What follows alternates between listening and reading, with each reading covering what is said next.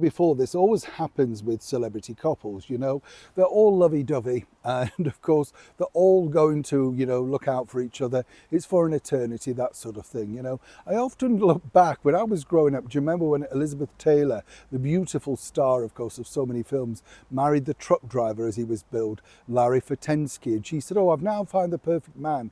And I thought, he's a nice guy, but you're suddenly going to get bored of him, and that's the problem if you don't marry like upon like. And it's very difficult if you're a member of the British monarchy, because you have to keep it within, as many people understand, you know, the circuit of that you live in. But Harry chose differently. He decided that he was going to marry a former cable TV actress who apparently was giving up her career.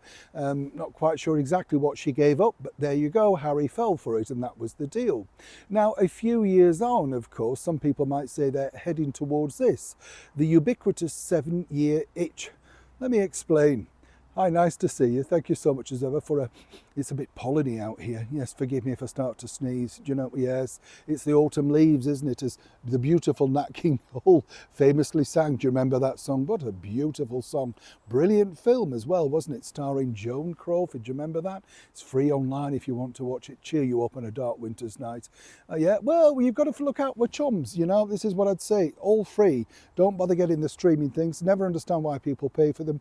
Plenty of films for free on YouTube. Just enjoy yourself. It's a little bit like, of course, the former royal Prince Harry.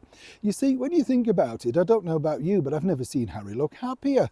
I mean, he absolutely looks thrilled just to be let loose. You know, he was out in New York. He was over here for the Well Child Awards, getting a very nice, warm and tender kiss off the host, Gabby Roslin. I'm sure that blew a gasket back in Montecito, don't you? The claw would have been out for that one.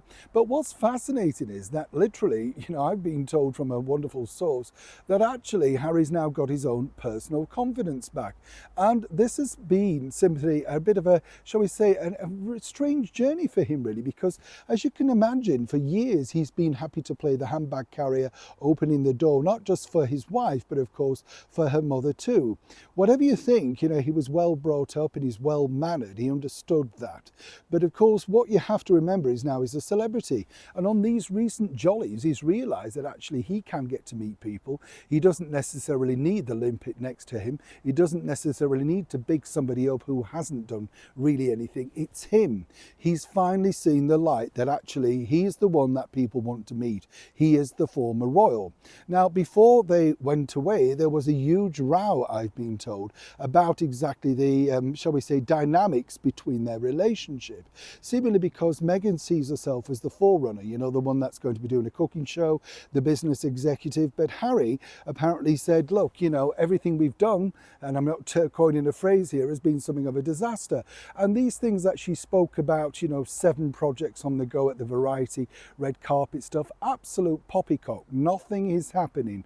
Nothing is working. And now, according to that source, the bottom line is Harry feels happier, freer than ever, and rejuvenated in apparently what he believes is now his rightful role. He thinks he's actually found something that he can take on himself, whether that be, of course, taking on more charities, more events. But of course, the delicate situation now is, how do you decide how to break this? You know, obviously it's a juicy thing. Meghan will want to come along for the ride. And Harry's realised that in fact, he doesn't necessarily need her. Doesn't want to offend her, of course.